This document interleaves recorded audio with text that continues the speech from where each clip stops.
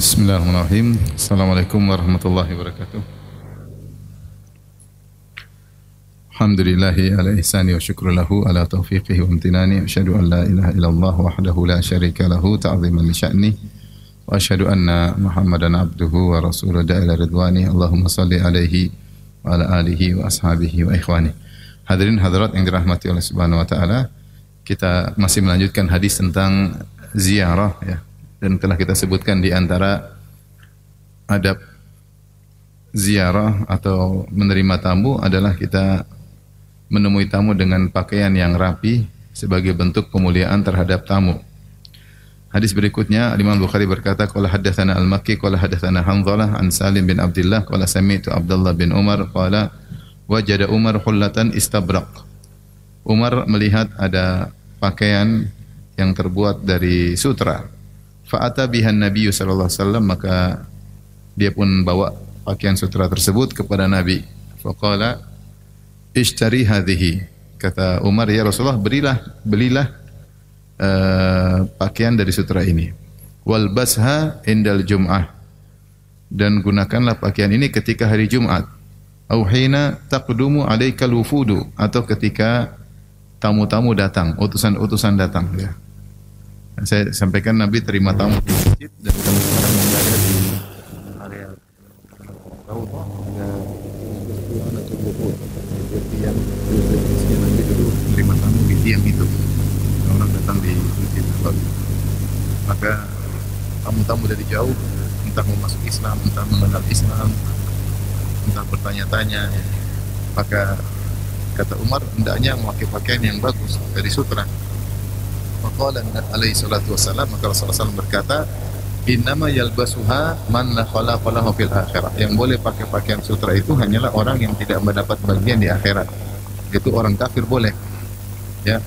Makanya Rasulullah SAW pernah memegang kain sutra dan emas, maka Rasulullah mengatakan, adani haramun lidhukuri ummati. Dua perkara ini haram bagi lelaki dari umatku dan halal bagi para wanita, yaitu kain sutra dan juga emas.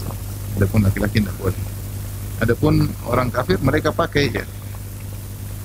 Pakai, makanya Rasulullah mengatakan ini dipakai bagi orang yang tidak punya bagian di akhirat. Laki-laki kafir silakan pakai. Wa utiya Rasulullah sallallahu alaihi wasallam bi. Kemudian di lain waktu Rasulullah SAW didapat hadiah atau diberikan kepada beliau pakaian-pakaian dari sutra. Fa arsala ila Umar bi hullatin, maka Rasulullah kasih hadiah kepada Umar satu pakaian sutra. Wa ila Usama bi hullah, Rasulullah kirim kepada Usama bin Zaid juga satu pakaian sutra.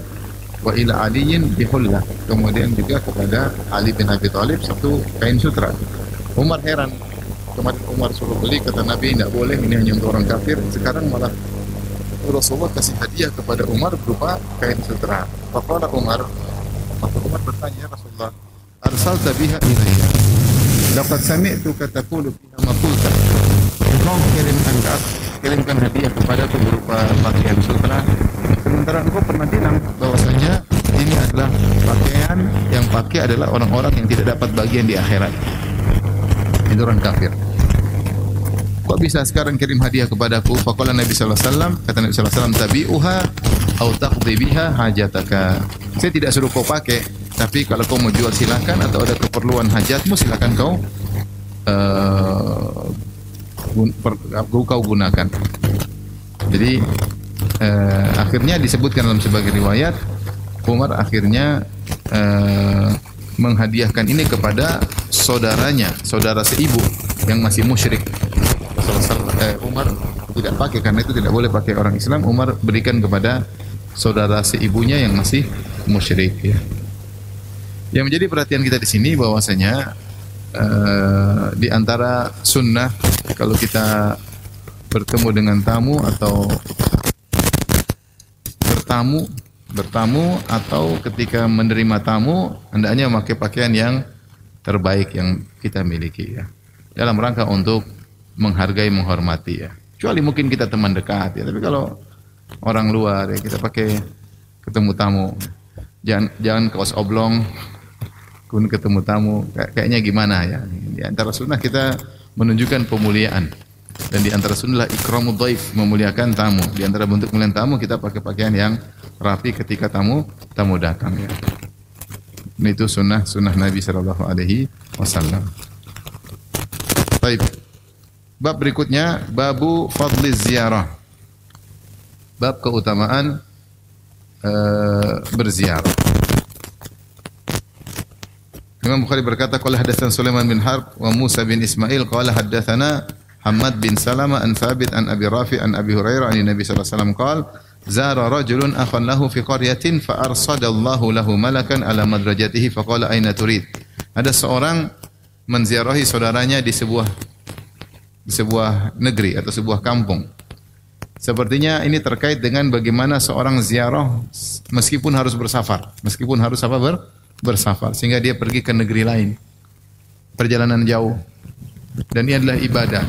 Berziarah, menemui teman karena Allah, meskipun harus bersafar, maka harus mengeluarkan biaya, harus menghabiskan waktu, maka itu pada tempatnya. Apalagi teman karena Allah, teman seperjuangan, sudah lama tidak ketemu, maka kita merepotkan diri kita untuk bertemu dia adalah ibadah kepada Allah Subhanahu wa taala. Maka orang ini pergi menuju ke saudaranya di negeri yang lain, kampung yang lain. Fa arsadallahu lahu malakan ala madrajatihi. Maka Allah siapkan malaikat yang menjelma menjadi manusia menunggu di jalan yang akan dia lewat. Ada malaikat yang nungguin dia. Akhirnya dia pun lewat, ditegur oleh malaikat tersebut dalam bentuk manusia, menjelma jadi manusia. Kata malaikat tersebut, "Aina turid? Kemana kau hendak pergi?" Qala akhun li fi hadhil qaryah. Saya ingin menuju ke saudara saya, teman saya di kampung ini atau di negeri ini. Malaikat bertanya, "Hal lahu 'alaika min ni'matin tarubbuha?" Ya. Apakah ada urusan duniawi, ya, urusan duniawi yaitu yang harus kau penuhi, yang harus kau lunasi, ya. Ada urusan sehingga kau harus datang jauh-jauh untuk penuhi kewajibanmu kepada dia. Itu ada urusan duniawi enggak? Qala la, enggak ada urusan apa-apa. Saya tidak ada urusan duniawi, tidak ada kewajiban yang harus saya tunaikan, tidak ada harta yang harus saya urusin di sana. Ini uhibbuhu fillah. Saya ke sana karena saya mencintai dia karena Allah. Qala fa inni Rasulullah ilaik, maka malaikat itu pun mengaku, dia mengatakan sungguhnya aku adalah utusan Allah kepadamu, annallaha ahabbaka kama ahbabtahu fi. Sungguhnya Allah telah mencintaimu sebagaimana kau telah mencintainya karena Allah Subhanahu wa taala. Dan ini di antara dalil tentang agungnya cinta karena Allah, bersaudaraan karena cinta karena Allah Subhanahu wa taala. Sampai begitu agungnya seorang bisa dicintai oleh Allah gara-gara dia mencintai saudaranya karena Allah. Amal tidak begitu susah, namun hasilnya sangat luar biasa. Mencintai saudara karena Allah, dia akan dicintai oleh Allah, ya. Oleh karenanya sampai begitu agungnya amal ini sampai Allah kirim malaikat untuk nongkrong menunggui lelaki ini lewat untuk mengabarkan bahwasanya Allah telah mencintainya karena dia telah mencintai orang tersebut karena Allah Subhanahu wa taala. Dan hadis ini menunjukkan akan agungnya niat, bagaimana pengaruhnya niat yang luar biasa. Maka malaikat ingin cek, kok kesana itu ada keperluan apa? Murni karena Allah atau karena masih tercampur-campur? Mungkin ada utang, mungkin mau minjam duit. Datang-datang senyum-senyum, ketawa-ketiwi, ternyata mau minjam apa? Duit, ya. Atau untuk bayar utang, atau untuk bikin proyek, urusan dagang, ya. Maka malaikat cek, kok kesana ada urusan apa? Mau bayar utang kah? Ada urusan dagang kah? Urusan dunia enggak ada, sama sekali enggak ada. Benar-benar saya ke sana itu karena Allah Subhanallah. Lihat efeknya luar biasa. Begitu ternyata niatnya murni tulus karena Allah, maka langsung Allah mencintainya karena dia telah mencintai orang tersebut karena Allah Subhanahu wa taala. Makanya seorang jangan sepelekan tentang masalah niat. Betapa banyak amal kecil jadi besar gara-gara niat. Dan betapa banyak amal yang besar tidak ada nilainya gara-gara niat. Kata Ibnu Mubarak, rubba amalin saghirin tu'azzimuhu niyyah. Betapa banyak amalan yang sepele jadi besar karena diagungkan karena niat. Wa rubba amalin kabirin tusaghiruhu niyyah. Betapa banyak amal besar jadi kecil gara-gara niat. Kita dalam aktivitas Jangan sepelekan niat. Nabi berkata innamal a'malu binniyat. Amalan tergantung niat. Wa innamal likulli imri'in ma nawa. Seorang mendapatkan sesuai dengan niatnya. Dia kalau beraktivitas niatnya karena apa? Dia cek lagi, saya niat ini, saya ke masjid karena apa? Saya masuk dalam urusan dakwah karena apa? Saya bikin pengajian karena apa? Ya. Saya bikin kegiatan karena apa? Saya bikin bakti sosial karena apa? Cek. Kita perlu berhenti sebentar, kemudian kita cek. Makanya ketika ada seorang salaf ditanya kepadanya, "Ala tahdurul janazah? Tidakkah kau melayat jenazah?" Kata dia, "Makanakum hatta uhdhiran niyyah." Kata dia, "Sebentar, saya mau hadirkan niat terlebih dahulu." Bahwasanya saya ke sana itu benar-benar karena menunaikan hak sama muslim. Bukan karena pekewu, bukan karena enggak enak, bukan karena dikatakan apa dan itu, enggak. Benar-benar saya ke sana karena apa? Karena menunaikan hak seorang muslim. Karena menghadiri jenazah juga bisa niat macam-macam, ya. Bisa niat macam-macam untuk menunjukkan bahwasanya saya ini, untuk menunjukkan bahwasanya begini, macam-macam. Untuk biar supaya enak di pandangan mata orang, supaya enggak ada omongan macam-macam. Niat yang tulus punya pengaruh luar biasa. Punya pengaruh luar biasa. Orang bisa dalam melayat jenazah pun bisa ria, bisa niat yang tapi Allah maha tahu. Oleh karenanya segala kegiatan kita cek dulu, saya ke sana sebenarnya apa sih tujuannya. Apalagi perkara yang ukhrawi. Ingat perkara ukhrawi bisa rusak gara-gara niat duniawi. Maka bil ajilati ajjalna lahu fiha ma nasha'u liman nurid. Siapa yang beramal soleh karena mencari dunia, kami berikan bagi yang kami kehendaki. Man kana yuridul hayata dunya wa zinataha wa fi ilayhi a'malahum fiha wa hum fiha la yubkhasun. Ulaika laysa lahum fil akhirati illa an-nar. Wa habita ma sana'u fiha wa batilu ma kanu ya'malun. Kata Allah Subhanahu wa taala, siapa yang menginginkan dunia dan perhiasannya, itu di antaranya dengan amal akhirat. Di amal akhirat artinya menghendaki dunia dan perhiasannya, maka kami berikan, kata Allah Subhanahu wa taala. Mereka ini di akhirat tidak mendapatkan apa-apa. Maka amal mereka gugur dan batilah apa yang telah mereka kerjakan. Maka niat ini hati-hati, kita mungkin melakukan kegiatan sosial, kegiatan agama bertahun-tahun, cek niat. Saya ini sebenarnya buat apa saya di sini? Apakah mencari dunia atau mencari akhirat? Kalau mencari dunia mending minggir, rugi, capek-capek. Dunia Allah kasih. Dunia macam-macam, harta, ketenaran, wanita, jabatan, itu dunia semua. Popularitas. Kalau saya cari itu mending berhenti. Cari dunia, cari fulus, ya, berhenti. Kalau itu dengan label amalan akhirat. Ya. Makanya bukannya kita menuduh, tapi hendaknya seorang waspada. Kalau bisa hal-hal yang bisa menggelincirkan ke sana, mending kita tidak usah. Ya. Mending kita tidak usah. Seperti kapan saya pernah ngisi pengajian, ada sponsor, mau kasih sponsor, tapi mau ditampilkan labelnya. Saya bilang, kamu sumbang aja. Kalau mau sumbang, tidak usah tampil label, supaya kau lebih tulus. Tapi kalau kau sumbang terus langsung sponsormu, saya khawatir. Saya tidak nuduh kau ria, saya tidak nuduh kau cari duniawi, tapi sangat rawan untuk tampilkan bahwasanya saya sponsor, apalagi ada jualan di situ. Ini bukan masalah halal haram, cuma saya ingin pahalamu lebih apa? Lebih murni, karena niat itu punya pengaruh luar biasa. Lebih baik. Akhirnya dia bantu tanpa harus pasang label sama sekali. Tanpa harus pasang label sama sekali. Dan alhamdulillah kalau mau sumbang aja, kau lebih tulus. Orang enggak perlu tahu kau. Kalau kau ketahuan malah dikejar janda nanti repot. orang pada pinjam uang sama kamu, sudah, ngapain? Ya, ngapain? Enggak usah. Mana juga gitu, saya ngisi pengajian terus ada yang bagi voucher. Vouchernya ada labelnya. Siapa yang ini dapat voucher bisa belanja di toko tertentu dengan gratis sekian. Saya bilang enggak usah. Kalau mau kasih duit aja, hadiah. Jangan bilang voucher karena voucher disebut label. Ada labelnya. Bukannya ini saya tidak bicara halal haram. Tapi saya bilang agar kita melatih orang agar niatnya apa? Tulus, agar niat tulus. Kita aja sudah jadi ustadz sekian puluh tahun, mau ikhlas aja susah, apalagi baru ngaji. Maksud saya ini nggak gampang menurut saya, ya, nggak gampang.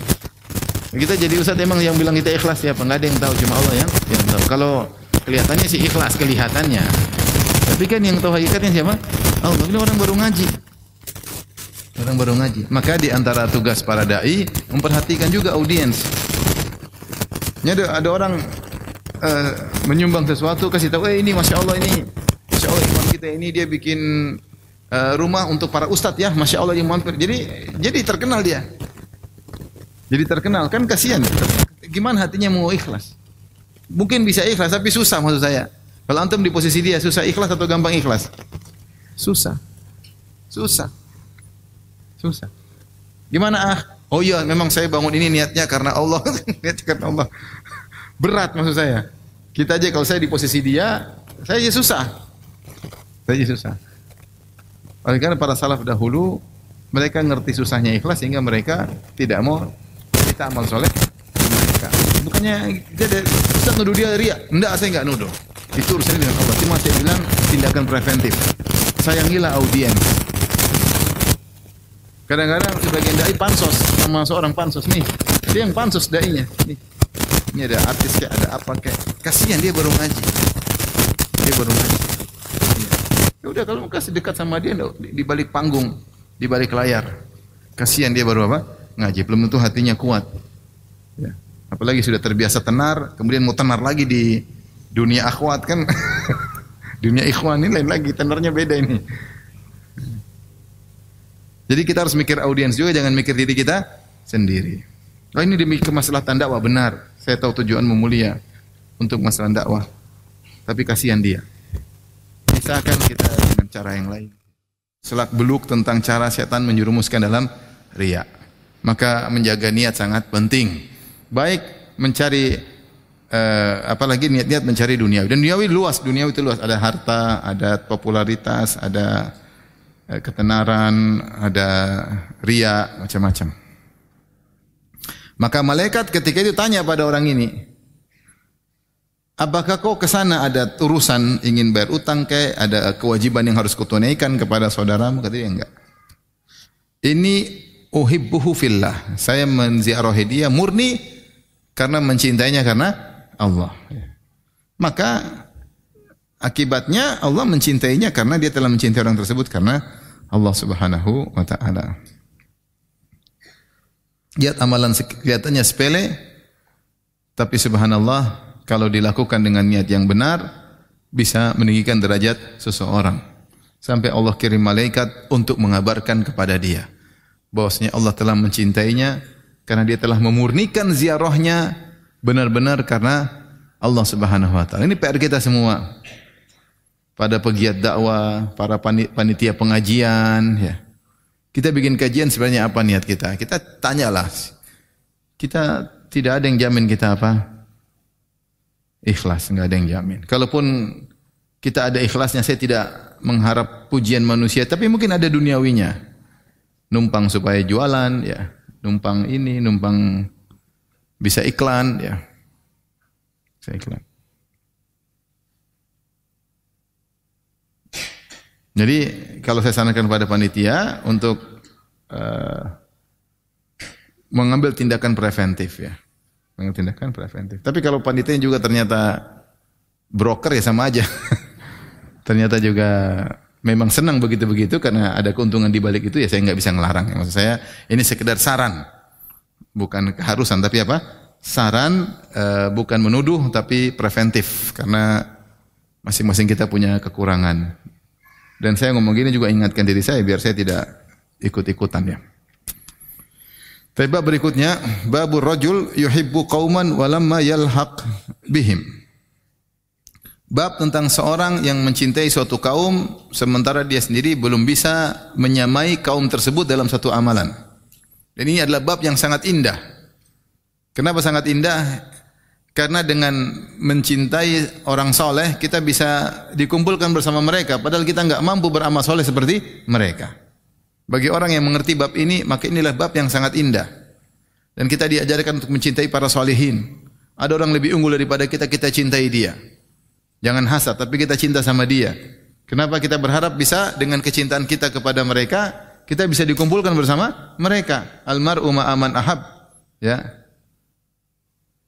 Seorang akan dikumpulkan bersama yang dia cintai. Taib, kita bacakan hadisnya. Qala haddatsana, berkata Imam Bukhari rahimahullah taala, qala haddatsana Abdullah bin Maslamah, qala haddatsana Sulaiman bin al-Mughirah an Humaid bin Hilal an Abdullah bin As-Samit an Abi Dzar, qultu ya Rasulullah, ar-rajulu yuhibbul qauma wa la yastati'u an yalhaqa bi amalihim. Kata Abu Dzar bertanya kepada Nabi, ya Rasulullah, seorang mencintai suatu kaum namun dia tidak mampu untuk menyusul amal mereka. Dia tidak mampu. Siapa yang mampu seperti para sahabat? Berat. Siapa yang mampu seperti para sahabat? Mau jihad aja berjalan dulu ratusan kilo. Ngeri. Berat. Siapa yang mampu seperti para sahabat? Siapa yang mampu seperti Abu Bakar menginfakkan seluruh hartanya? Baru 1/10 aja masih mikir 1000 kali. Itu pun tidak jadi keluar. Mau keluar ditahan istri, ada repot. Enggak apa-apa, Bi, enggak usah biaya. Yang penting Abi kan sudah niat, pahala niat. Oh benar juga ya. Enggak jadi, yang penting pahala apa? Niat. Ada istri yang malah mendukung, ada istri yang nahan-nahan, tergantung istri yang mana.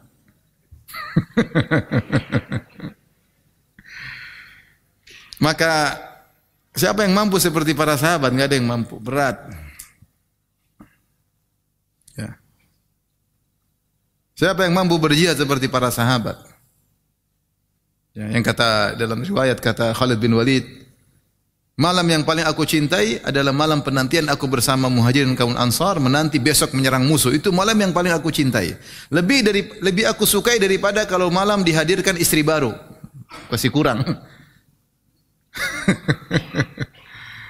Lebih daripada malam dikabarkan kepadaku saya punya anak baru. Kita paling bahagia apa? Anak baru lahir bahagia enggak? Kawin lagi bahagia juga. Tapi itu semua masih kalah di mata Khalid bin Walid. Dia lebih cinta yang paling dia inginkan, dia angan-angankan malam berkumpul sama para sahabat besok perang. Itu yang paling dia cintai. Siapa yang bisa seperti hatinya seperti Khalid bin Walid? Kita kalau mau pikir amal mereka enggak bakalan bisa. Tapi kita cinta sama mereka. Kita cinta sama mereka. Maka Abu Dzar bertanya, ar-rajulu yuhibbul qauma wa la yastati'u an yalhaqa bi amalihim. Ada seorang mencintai suatu kaum namun amalnya tidak bisa menyamai mereka, tidak bisa nyusulin mereka. Qala anta ya Abu Dzar ma aman ahbabta. Kata Rasulullah, engkau wahai Abu Dzar, kau akan dikumpulkan bersama yang orang yang kau cintai. Qultu, kata Abu Dzar, inni uhibbullah wa rasulah. Aku mencintai Allah dan Rasulnya. Kata Nabi, anta ma'aman ahbabta ya Abu Dzar. Kau akan bersama orang yang kau cintai wahai Abu Dzar. Subhanallah. Ini adalah nikmat yang sangat agung, yaitu dia berusaha namun belum mampu, ya. Cinta suatu kaum namun belum mampu untuk seperti mereka. Di antara syair yang disandarkan kepada Imam Syafi'i, dengan tawadhu'nya dia berkata, uhibbus salihina wa lastu minhum. Aku mencintai orang-orang saleh padahal aku bukan dari mereka. La'alli an anala bihim syafa'ah. Aku berharap dengan cinta kepada mereka aku mendapatkan syafaat mereka. Subhanallah. Ya. Siapa bilang Imam Syafi'i tidak saleh? Pasti saleh. Ya, siapa yang bisa seperti Imam Syafi'i? Imam Syafi'i mengatakan, waditu anna nas akhadhu al-ilma minni wa lam yansibu ilayya syai'an aw kama qala. Kata Imam Syafi'i, aku berkeinginan orang-orang ambil ilmu dariku tapi enggak usah bilang ilmunya dari Imam Syafi'i. Yaitu aku ingin semua orang berguru kepadaku, dapat ilmu dariku tapi enggak usah bilang guru saya Imam Syafi'i. Ini ilmu dari Syafi'i. Saya enggak perlu itu. Yang penting bagi saya ilmu saya bermanfaat. Siapa yang bisa Imam Syafi'i? Imam Syafi'i mengatakan, "Ma nadhartu ahadan illa wadittu anna Allah ajral haq ala lisanihi." Tidaklah saya mendebat seseorang kecuali saya berharap Allah memunculkan kebenaran lewat lisan orang tersebut. Siapa yang berdebat ingin kalah? Semuanya ingin apa?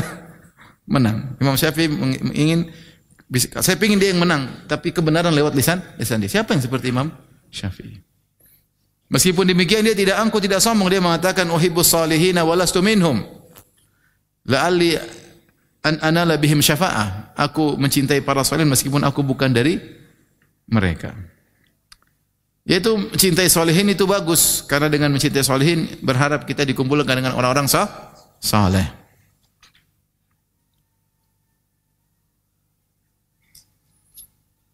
Maka seorang ketika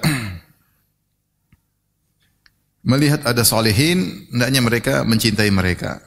Cinta sama para salihin. Jangan hasad, jangan dengki. Jangan kok mereka bisa unggul daripada kita. Ini senang dengan orang saleh. Alhamdulillah dia berhasil. Kita senang saudara-saudara kita lebih berhasil dari kita dalam, dan kita ghibthah, cemburu, bukan hasad. Kita ingin seperti mereka namun belum bisa. Belum bisa ya. Makanya di sini Imam Bukhari menggunakan kata lamma. Lamma itu artinya belum. Ya. Lamma belum. Itu kita mesti berharap, siapa tahu kita bisa menuju mereka. Ada yang bisa kita susulin, ada yang memang tidak bisa sama sekali. Tapi dengan mencintai mereka, diharapkan kita dikumpulkan bersama mereka.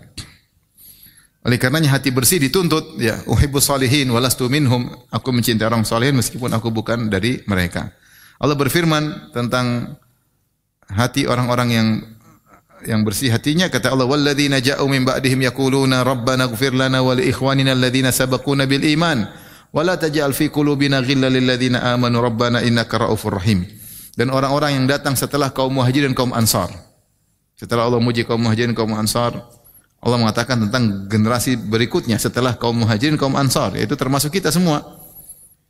Bagaimana sifat mereka? Yaquluna rabbana ighfir lana wa li ikhwanina alladziina sabaquna bil iman. Mereka berkata, ya Rabb kami, ampunilah kami dan juga untuk saudara-saudara kami yang mendahului kami dengan iman, yang mendahului kami, beriman terlebih dahulu sebelum kami, yang masih hidup maupun yang sudah meninggal.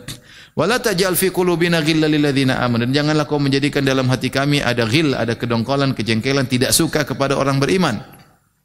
Rabbana innaka ra'ufur rahim. Ya Rabb kami, sungguhnya Engkau Maha lembut, Maha baik dan Maha penyayang. Jadi seorang berusaha hatinya bersih terhadap kaum mukminin, terutama kepada para salihin. Jangan sampai sebaliknya malah hasad, malah dengki. Ini problemnya.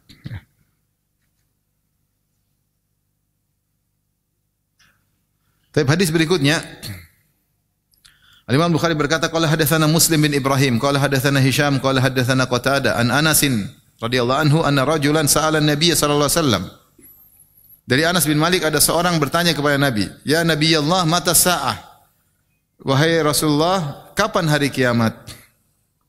Ya, faqala wa ma a'dadta laha. Maka Rasulullah bertanya balik, apa yang kau siapkan untuk hari kiamat? Dalam sebagian riwayat disebutkan ini Arab Badui. Dia tanya, ya Rasulullah, mata sa'ah, kapan hari kiamat? Pertanyaan juga luar biasa ya. Kapan hari kiamat? Dan Rasulullah tidak tahu kapan hari kiamat, yang tahu cuma siapa? Allah. Maka waktu malaikat Jibril tanya kepada Nabi, fa akhbirni anis sa'ah, kapan hari kiamat? Kata Nabi SAW, al mas'ulu anha bi'alama minas sa'il. Yang ditanya tidak lebih tahu daripada yang bertanya. Yaitu saya tidak lebih tahu daripada engkau wahai Jibril. Kita sama-sama tidak tahu. Yas'alunaka 'anis sa'ati ayyana mursaha. Fima anta min dzikraha ila rabbika muntahaha. Mereka bertanya kepada engkau tentang kapan hari kiamat. Apa urusan dengan hari kiamat? Itu urusan Allah Subhanahu wa taala. Tapi hari kiamat akan terjadi. Disebutkan dalam sebagian riwayat Rasulullah salat.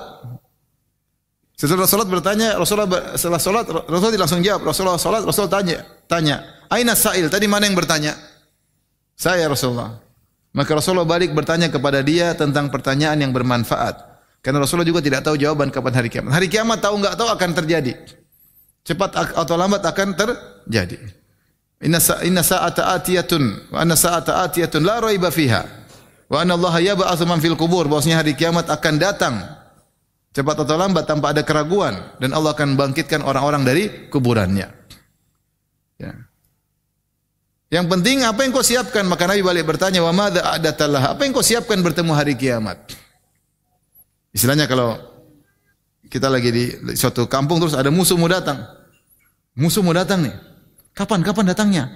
Jam berapa? Hari apa? Mending kau siap-siap bikin senjata sebelum musuh datang. Jangan sibuk nanya kapan. Nanya-nanya mulu, tidak ada aksi, akhirnya diserang, tiba-tiba diserang. Dan kita tahu hari kiamat kubro, al-qiyamatul kubro, enggak ada yang tahu. Tetapi al-kiamat bukan cuma satu, bukan al-qiyamal kubro, ada namanya al-qiyamatus sugro, kiamat kecil. Kiamat kecil itu matinya kita. Kata para ulama di antara disunukil oleh Al-Qurtubi rahimahullah, man mata faqad qamat qiyamatuhu. Siapa yang mati sudah tegak hari kiamatnya. Berarti dia sudah berpindah ke alam lain, ke alam akhirat, ke alam barzakh. Maka meskipun belum datang hari kiamat besar, kita pasti mengalami hari kiamat apa? Kecil. Hari kiamat besar kita enggak tahu kapannya, hari kiamat kecil pun kita enggak tahu kapannya. Tahu-tahu orang mati banyak sekali. Lagi sehat-sehatnya mati, terlalu sehat mati. Jantungnya terlalu dewasa. Betapa banyak orang meninggal sedang olahraga, banyak atau tidak? Banyak. Dia olahraga buat sehat atau buat mati? Buat sehat. Justru mati dia olahraga. Untuk menunjukkan bahwasanya benar olahraga adalah sebab kesehatan, tapi ajal di tangan Allah. Ajal di tangan Allah. Betapa banyak dokter ahli meninggal kena penyakitnya itu sendiri. Ahli jantung mati kena jantung.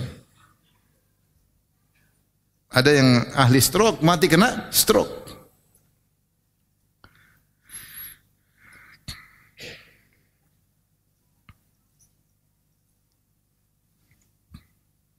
Ada yang disangka mati, enggak mati-mati. Keren enggak mati, belum, Masya Allah. Enggak mati-mati. Aja. Oleh karenanya, kiamat kubro kita enggak ada yang tahu, kiamat sugro juga kita enggak ada yang tahu.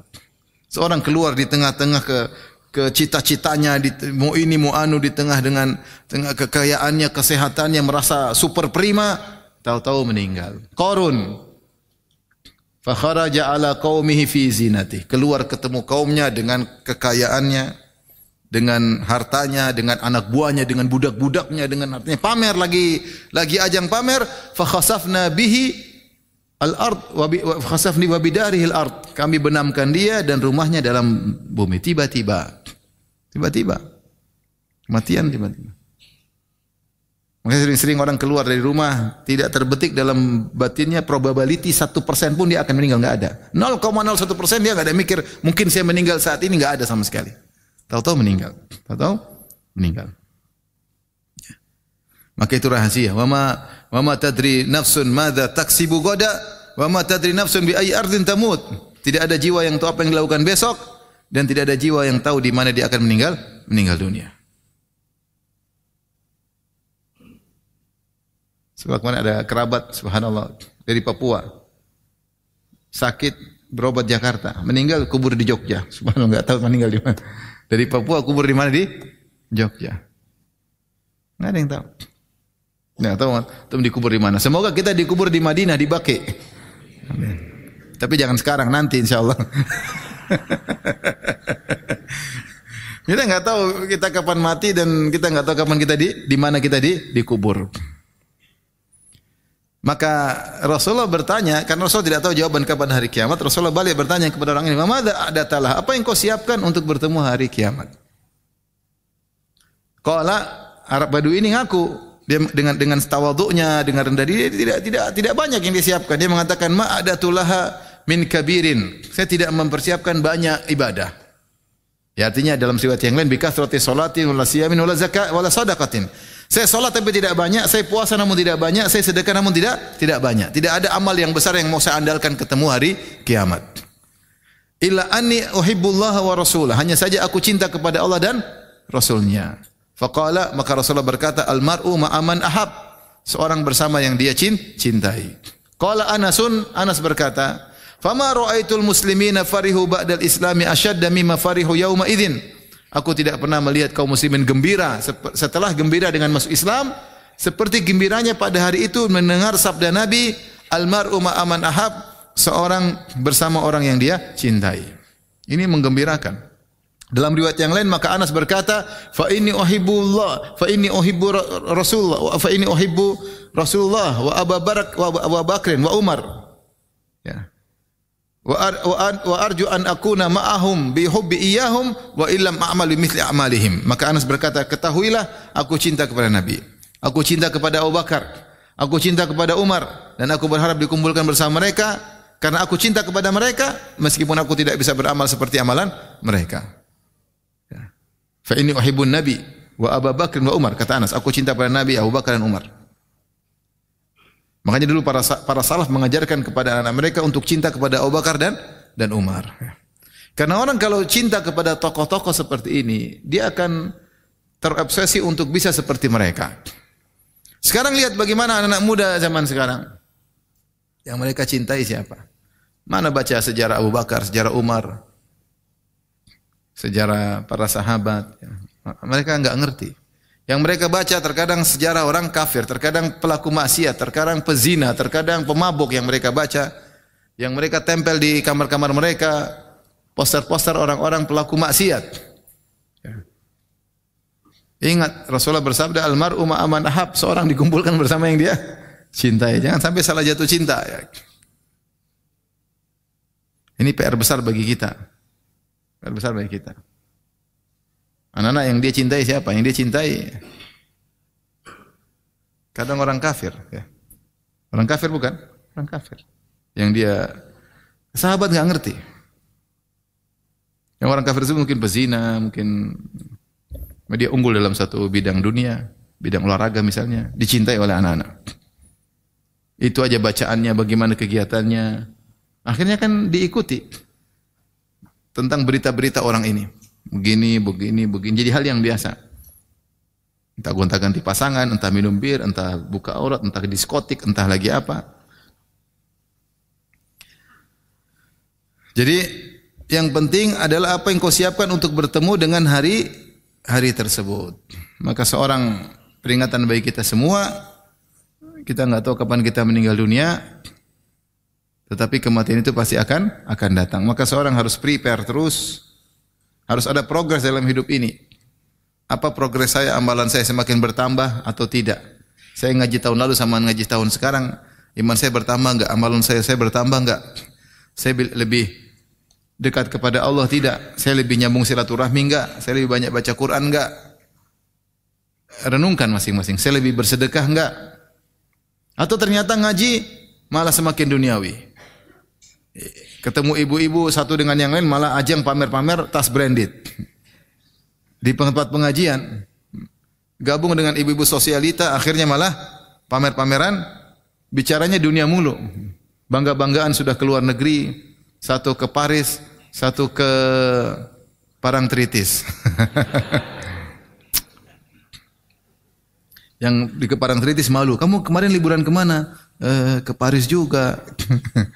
Paris mana? Paris Parangtritis. Enggak. Udah semakin ngaji malah bangga-banggaan, pamer-pamer barang-barang kemewahan, pamer-pamer mobil-mobil mewah, parang motor-motor mewah. Kerjaannya begitu, udah ngaji, ngapain ngaji seperti ini? Ngaji terus progres. Harus tambah iman, tambah zuhud kepada dunia, bukan semakin apa? Bermewah-mewahan. Kalau ngajinya semakin mewah-mewahan, itu salah ngaji. Itu salah ngaji. Segera berhenti, perbaiki diri. Perbaiki diri. Kok ngaji semakin duniawi? Perbaiki diri. Kita ini semua akan ketemu dengan Allah. Harusnya kalau kita tambah ngaji semakin zuhud kepada dunia. Harusnya demikian. Pemikiran kita harus selalu apa yang amalan kita kerjakan, proyek akhirat apa yang mau kita kerjakan. Dunia kita cari, itu tugas kita. Semua orang cari makan. Ya, tapi orientasi kita selalu akhirat. Kalau kita harusnya begitu kalau ngaji, tapi kita semua melakukan kekurangan. Maka masih kita nasihat buat saya pribadi juga kepada kita semua agar kita ya berfikir kembali sebelum datang kiamat sugra, sebelum kita meninggal dunia.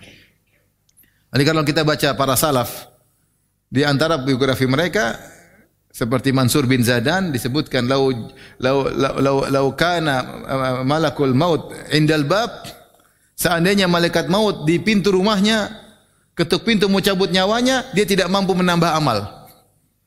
Karena program dia sudah padat. Tiap hari punya amal tidak bisa dia tambah. Semua kegiatan dia berpahala. Sampai kalau dikatakan, karena orang ini kagum sama dia, tidak ada waktu dia sia-sia. Tidak ada perkataan yang sia-sia. Tidak ada perbuatan sia-sia. Tidak ada pandangan sia-sia. Tidak ada pendengaran sia-sia. Sampai kalau malaikat maut datang di rumah dia, jemput dia untuk mati, dia tidak mampu menambah amal solehnya. Ini sebagian salaf, kalau kita baca biografinya disebut demikian. Karena orang kagum, orang ini amal soleh selalu. Coba kalau kita malaikat maut di pintu, masih banyak bisa kita kerjakan. Masih banyak enggak? Masih banyak karena memang kita kurang beramal soleh. Kita masih buang-buang umur, masih nonton macam-macam, masih lihat berita macam-macam yang enggak ada faedahnya. Buang umur. Sebagian kita nonton berita ijazah, enggak habis-habis. Belum habis sudah datang ijazah yang baru lagi. Waktu kita nonton gitu habis enggak selesai. Kalau selesai kan enak. Oh, endingnya begini, ending enggak ending, waktu habis. Waktu habis. Kepo menghabiskan umur kita, kepo. Berita banyak enggak ending. Belum berita baru lagi. Kalau Baghdad cerita 1001 malam, Indonesia lebih lagi. Luar biasa. Karena kita renungkan, ya ada yang bukan berarti kita enggak tahu berita dunia sama sekali, perlu ada seperlunya, tapi berlebihan ini yang masalah. Berlebihan dengan menumbalkan Quran. Baca ini Quran jadi kurang, ya enggak? Menumbalkan zikir.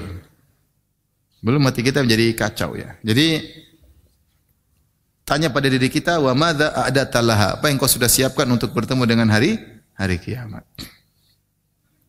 Di sini Anas bin Malik radhiyallahu taala anhu menyebutkan bagaimana para sahabat kaum muslimin sangat gembira ketika mengetahui Rasulullah berkata, almar'u ma'aman ahab, seorang akan dikumpulkan bersama yang dia cintai. Dalam lafal tadi sebelumnya, anta ma'aman ahbabta, engkau bersama yang kau cintai. Maka ini membuka pintu harapan. Dengan mencintai orang-orang soleh, kita berharap dikumpulkan bersama mereka. Tapi ada konsekuensinya. Nama cinta pada orang soleh, kita berusaha meniru mereka. Kita berusaha meniru mereka. Dan di sini kita mulai mengajarkan pada anak-anak kita untuk mencintai para solehin. Mencintai para solehin. Agar mereka terbiasa mencintai para solehin. Anak-anak terbawa dengan berita, lihat ini akhirnya suka dengan ini, suka. Kita rem-rem lah. Jangan kita biarkan loss begitu saja, khawatirnya terbawa terus. Ya, kita enggak bisa melarang karena sekarang dunia sudah susah. Kita enggak bisa mengontrol mereka. Tontonan udah macam-macam, yang ditampilkan macam-macam sehingga kekaguman itu muncul dengan sendirinya. Ya udah kita rem-rem lah. Rem-rem. Kalau bisa kita arahkan itu yang terbaik. Bab berikutnya, babu fadlil kabir, bab tentang keutamaan orang tua.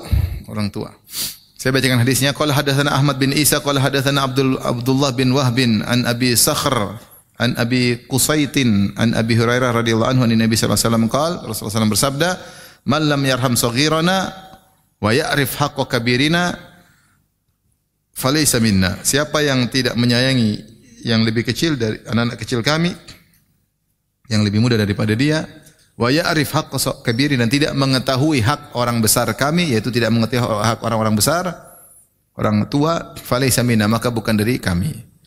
Hadis berikutnya, qala hadatsana Ali qala hadatsana Sufyan qala hadatsana Ibnu Jurayj an Ubaidillah bin Amir an Abdullah bin Amr bin Al-As yablughu bihi an-nabiy sallallahu alaihi wasallam qala, Nabi bersabda dari hadis Abdullah bin Amr bin Al-As radhiyallahu anhuma, man lam yarham saghirana wa ya'rif haqqa kabirina falaysa minna. Maknanya sama, siapa yang tidak merahmati yang kecil dan tidak mengetahui hak yang besar, maka bukan dari kami. Qala hadatsana Muhammad bin Sallam qala hadatsana Sufyan bin Uyainah an ibni Abi Nujayh sami'a Ubaidillah bin Amir yuhadditsu an Abdullah bin Amr bin Al-As radhiyallahu anhuma yablughu bihi an-nabiy sallallahu alaihi wasallam mithlahu. Imam Bukhari berkata rahimahullah, qala hadatsana Abdah an Muhammad bin Ishaq an Amr bin Shu'aib an Abi an jaddihi qala qala Rasulullah sallallahu alaihi wasallam Laisa minna man lam ya'rif haqqa kabirina wa yarham saghirana. Bukan dari golongan kami orang yang tidak mengenal hak orang tua dan tidak sayang kepada anak kecil. Imam Bukhari berkata rahimahullah, qala hadatsana Mahmud qala hadatsana Yazid bin Harun qala akhbarana Al-Walid bin Jamil anil Qasim bin Abdurrahman an Abi Umamah, dari hadis Abu Umamah radhiyallahu anhu, anna Rasulullah sallallahu alaihi wasallam bersabda, man lam yarham saghirana wa yujilla kabirana falaysa minna. Siapa yang tidak sayang kepada anak-anak dan tidak memuliakan yang tua, maka bukan dari golongan kami. Di sini pembahasan adab yang sangat mulia, yaitu hormat kepada yang tua. Sayang kepada yang kecil, hormat kepada yang tua. Ini dan fokusnya tentang menghormati yang tua. Orang tua punya hak dan terkadang terkumpul pada dirinya beberapa hak. Seperti orang tua tersebut, dia sebagai seorang tua yang muslim, dia punya hak untuk kita hormati, untuk kita sayang, untuk kita perhatian, untuk kita kedepankan seorang tua muslim. Apalagi kalau orang tua tersebut punya hubungan kerabat dengan kita, entah kakek kita, entah apalagi bapak kita, apalagi ternyata om kita, atau ada hubungan tetangga kita, atau ternyata orang tua tersebut ternyata orang alim yang lebih dahulu berdakwah, yang lebih dahulu menuntut ilmu, yang lebih dahulu salat daripada kita, yang lebih dahulu mengajarkan Islam kepada masyarakat. Ya, ini terkumpul lagi pada dia beberapa hak. Seandainya dia bukan bapak kita, seandainya dia bukan tetangga kita, seandainya dia bukan kerabat kita, seandainya dia bukan ustadz kita, seandainya dia bukan orang alim, hanya seorang muslim, harus kita hormati. Apatah lagi terkumpul pada dia hak-hak yang lain. Maka tentunya ketika kita berbicara dengan orang tua, maka harus dengan penuh penghormatan. Jangan bicara seakan-akan guru terhadap murid. Mas om tidak tahu? Kakek udah rambut putih semua nggak ngerti-ngerti. Kan apa? Begini, kamu dengar ya bahasa. Dulu ada kawan-kawan sering kumpul di antara dai-dai. Ada satu orang dai, ya. Dia pintar, cuma dia kalau ngomong seperti ngajarin, jadi orang nggak betah sama dia. Karena dia ngajar seperti dosen kepada kita, kan kawan, kita ngobrol ya. Apalagi kita lebih tua daripada dia. Tapi kalau dia bicara seakan-akan dia dosen, kita murid yang mantuk-mantuk. Jadi gaya dia ketika menyampaikan seperti itu tidak menyenangkan orang itu, padahal kita sejawat. Bagaimana lagi kalau yang duduk depan dia orang tua? Bicara dengan menggurui, kalau bahasa kita kenapa menggurui itu enggak enak ya, kecuali memang benar-benar murid dan guru kita gurui. Nah, tapi kalau sejawat tentu kita bicara dengan lebih kawan, seperti kawan, tidak seperti memposisikan diri di tinggi. Ini kesombongan. Apalagi depan kita orang tua, meskipun kita alim dia enggak alim, ya, kita bicara dengan baik. Ya. Ada adab tersendiri berbicara dengan orang tua. Ya. Adab tersendiri bicara, kalau kita makan di luar, kalau duduk kita persilakan terlebih dahulu. Kalau kita pun harus kita minta maaf, mohon maaf ya. Kalau kita harus menjulurkan kaki karena suatu sakit, kita minta maaf. Namanya orang tua. Orang tua punya kepekaan tersendiri. Punya kepekaan. Dan ini adab Islami. Adab Islami ya. Dan saya rasa ini juga bukan cuma adab Islami saja, bahkan di secara tradisi, misalnya tradisi di orang suku tertentu, suku Jawa atau suku yang lain, saya rasa semua tradisi sepakat namanya orang tua harus dihargai, dihormati, bermuamalah dengan muamalah yang lebih baik, lebih penghormatan. Dan Rasulullah SAW menyebutkan dalam hadis, man ahabba an yuzahzaha 'anil nar wa udkhilal jannata falta'tihi maniyatuhu wa huwa yu'minu billahi wal yawmil akhir wal ya'ti ila nasi alladhi yuhibbu an yu'ta ilaih. Siapa yang ingin diselamatkan dari neraka dan masuk surga, maka hendaknya dia meninggal dalam kondisi dia beriman kepada Allah dan hari akhirat, dalam kondisi dia berbuat kepada orang lain dengan sesuatu yang dia sukai jika disikapi pada dirinya. Ini salah satu definisi akhlak. Kalau kamu ingin bermuamalah sama orang tua, posisikan seandainya kau adalah orang tua itu. Apa yang kau suka sama anak muda? Posisikan ya. Kita senangnya disayang, dihormati. Apalagi sebagian orang tua sudah seperti anak-anak, ila adzal umur. Ya. Kita minta dimengerti, minta diberi uzur. Maka Rasulullah mengingatkan, ya, jangan lupa untuk menghargai orang tua. Dan ini PR bagi kita semua, ikhwan. Ya. Sekarang banyak Gen Z, ya, Gen Z ya. Ya. Gen Z apa Gen Z? Sama aja. Antum gen apa? Milenial atau aluminium. Sebelumnya gen besi tua ya.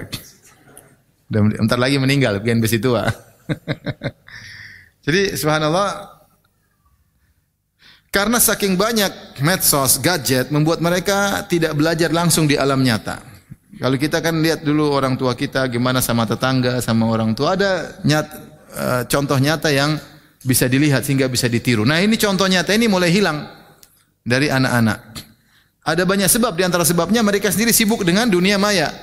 Mereka sibuk dengan komputer, sibuk dengan gadget, sibuk dengan, sehingga mereka tidak melihat contoh nyata tentang kepekaan terhadap sesama muslim, kepekaan terhadap tetangga, kepekaan terhadap orang tua, kepada kawan, kepekaan terhadap yang lainnya. Tidak ada, hilang. Mereka tidak pernah lihat. Kemudian ketika mereka dapat orang tuanya yang masih milenial, sama, yang milenial juga sibuk dengan HP. Sehingga yang dia lihat bapaknya main HP, ibunya main HP. Ketawa ketiwi di WhatsApp. Sehingga contoh secara praktek tidak dilihat dan orang tuanya pun tidak sempat untuk mengarahkan dengan perkataan. Beda kalau mungkin di kampung-kampung masih, misalnya kita di adat Jawa seperti apa, perhatian adatnya secara umum, secara suku, baik Sulawesi, adat Jawa, pasti ada tradisi yang enggak boleh sama orang tua seperti itu. Dengar langsung dan dipraktekkan oleh orang di depannya. Sama tetangga enggak boleh begitu. Sekarang masing-masing sendiri-sendiri, egois sendiri-sendiri. Sehingga hilanglah kepekaan ini. Maka anak-anak kita ini yang Gen Z ini harus kita mulai apa? Tekankan. Jadi ini adab Islami sama orang tua. Ya. Kalau di meja makan dia mulai jangan dulu, kamu enggak boleh. Orang tua dulu. Kecil tapi orang tua dulu. Sehingga dia tahu adabnya. Harus orang tua terlebih apa? Dahulu. Harus dijaga adab seperti ini. Kalau lagi bicara motong, orang tua lagi bicara enggak boleh dipotong. Diam, enggak boleh dipotong. Jadi kita apa? Kita ajarin. Lagi jalan jangan di depan, kamu belakang, anak kecil di belakang. Ya, jadi diajarin seperti itu sehingga mereka masih melihat contoh nyata. Yang menjadi masalah kepekaan mulai hilang itu. Kepekaan mulai hilang. Sampai kita kadang-kadang bingung, kenapa dia masa enggak ngerti gini aja sih? Ini kan enggak boleh secara adab. Dia enggak ngerti. Dia cuek aja. Ya misalnya nanti ketemu jam segini, ternyata enggak jadi ya udah. Oh, Afwan saya ngantuk, selesai. Sederhana gitu aja. Sudah orang siap-siap kemudian tiba-tiba Afwan saya ngantuk, tidur enggak jadi. Meeting batal sama Gen Z kita meeting misalnya. Dia tidak merasa berdosa karena dia biasa aja, kata dia aman, apa masalahnya? Karena dia enggak ngerti bahwasanya ini adalah muamalah yang keliru. Enggak bisa cuma kepekaan itu enggak ada karena dia tidak pernah belajar kepekaan tersebut. Nanti akhirnya bicara sama orang tua juga santai-santai aja. Tidak ada hormat sama orang tua, tidak ada perhatian sama orang tua, tidak ada memberi uzur kepada orang tua, ya. Maka ini harus kita perhatikan, jangan sampai anak-anak akhirnya tidak peka kepada orang tua. Maka di sini Rasulullah SAW mengatakan, "Laisa minna man lam yarham saghirana wa lam ya'rif haqqa kabirina." Bukan dari golongan kami orang yang tidak sayang kepada anak-anak dan tidak mengenal hak orang tua kami. Berarti menunjukkan orang tua itu punya hak-hak. Hak orang tua apa saja yang harus kita tahu ya, dihormati, disayangi, dikedepankan, didahulukan. Kalau berbicara dia yang berbicara terlebih dahulu. Dia yang memimpin majelis, ya, orang tua. Ya. Karena tidak punya adab akhirnya nyelonong, motong. Nah, ini yang bikin heboh ya. Bikin heboh. Diberi uzur orang tua, kan orang tua terkadang seperti anak-anak lagi, sensi ya dan macam-macam. Akhirnya anak muda bilang, ya orang tua juga harus tahu hak anak muda. Ya, tapi yang harus lebih memberi uzur adalah anak muda kepada orang tua. Orang tua kalau sudah tua, sudah kemampuannya sudah menurun, daya berfikirnya sudah lambat ya. Omongnya sudah terbata-bata, jalannya sudah pelan, ya, tidak bisa aktif seperti dahulu. Ya mereka-mereka yang lebih hendaknya diperhatikan. Taib, demikian saja mungkin ikhwan dan akhwat yang dirahmati Allah Subhanahu wa taala. Insyaallah kita lanjutkan pada pertemuan berikutnya masih tentang orang tua. Wallahu taala alam bisawab. Wabillahi taufiq. Assalamualaikum warahmatullahi wabarakatuh.